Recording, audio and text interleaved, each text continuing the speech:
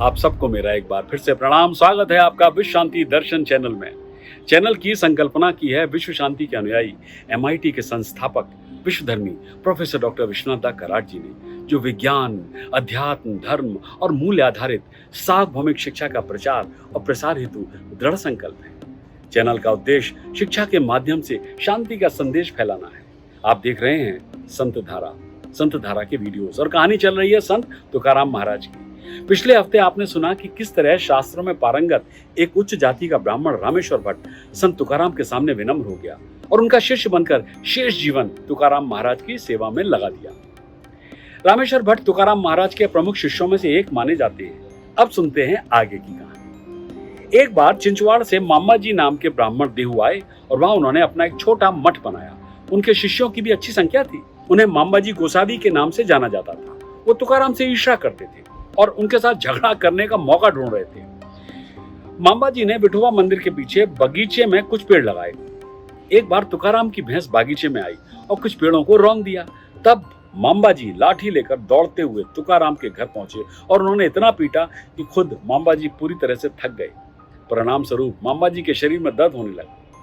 तब तुकाराम ये कहते हुए मामा जी के शरीर को सहलाने लगे कि तुकाराम की पिटाई करने से उनके शरीर में दर्द हो रहा है। इस पर मामा जी को बहुत शर्मिंदगी महसूस हुई। तुकाराम को कभी किसी को ठेस पहुंचाना पसंद नहीं था और यह उनका स्वभाव था।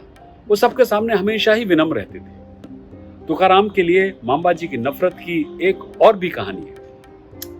कहते हैं कि कोल्हापुर की एक संत महिला बहनाबाई को संत तुकाराम ने सपने में दीक्षा दी थी।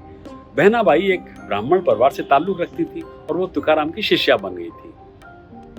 ये बात मामा जी को पसंद नहीं थी, लेकिन बहनाबाई अडिग थी। बहनाबाई अपने साथ कोल्हापुर से एक गाय लाई थी।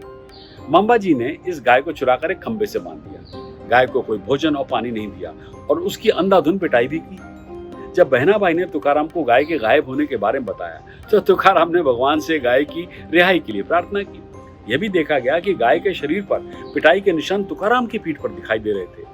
जब मामा जी को इस बात का पता लगा तो उन्हें बहुत ग्लानि हुई और वे संत तुकाराम के पास दौड़े आए उनसे क्षमा मांगने के लिए। यह बात है सन 1650 की। एक दिन तुकाराम ने अपनी पत्नी को दिन की शुरुआत में सूचित किया कि वो वैकुंठ जा रहे हैं। यह सुनकर उनकी पत्नी हंसने लगी, मगर संत तुकाराम भंडारा की पहाड़ी पर चढ़कर विठोबा की प्रतीक्षा करने लगे। यह खबर देहू में चारों ओर आग की तरह फैल गई और सभी लोग पहाड़ के चारों ओर इकट्ठा होकर दिव्य घटना के होने की प्रतीक्षा करने लगे। चश्मदीदों के हिसाब से आसमान से एक बड़ा वाहन उतरा और उसमें से विठोबा प्रकट हुए। तुकाराम उस दिव्य वाहन में सवार हो गए। प्रत्यक्षदर्शी तुकाराम के घर पहुंचे और उनकी पत्नी को सूचित किया कि तुकाराम भगवान के निवास वैकुंठ जा रहे हैं।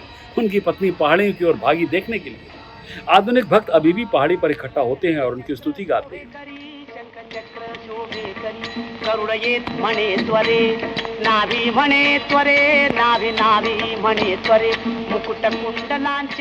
एक गहन आध्यात्मिक जीवन जीने के बाद मीठे अभंगों की एक महान विरासत को छोड़कर तुकाराम 1650 में अपने शरीर के साथ स्वर्ग में चले गए।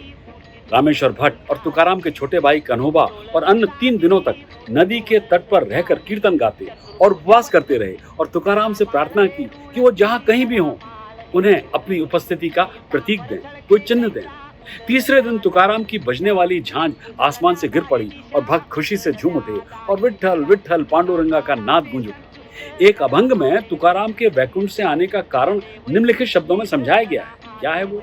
मैं वैकुंठ का निवासी हूँ, मैं यहाँ वैकुंठ से आया हूँ धर्म का ढोल बजाने के लिए, कलयुग को नष्ट करने के लिए, ताकि भक्तों को विजय विजय के उद्घोषों के बीच भगवान का नाम लेने के लिए प्रेरित किया जा सके।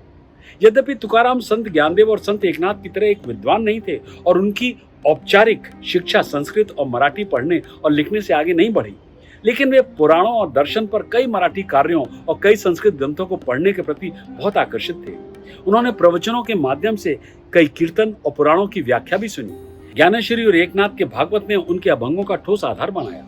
दुनिया और मानव प्रकृति के बारे में उनके ज्ञान की गहराई उनके अभंगों में वर्णित सैकड़ों विषयों से स्पष्ट होती है, जो उस समय समाज, धर्म और राष्ट्र की स्थिति का एक विशद चित्र प्रदान करते हैं।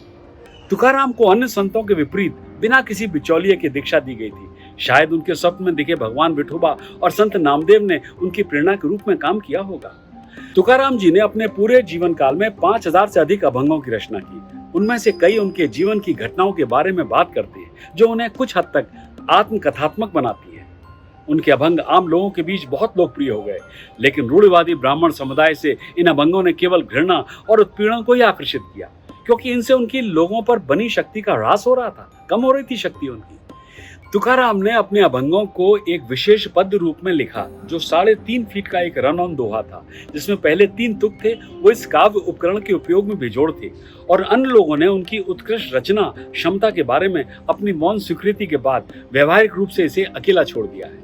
तत्कालीन प्रचलित परंपरा के आधार पर उन्होंने प्रत्येक पद के अंत में अपने हस्ताक्षर तुका माणे या तुका कहते हैं भी जोड़ा।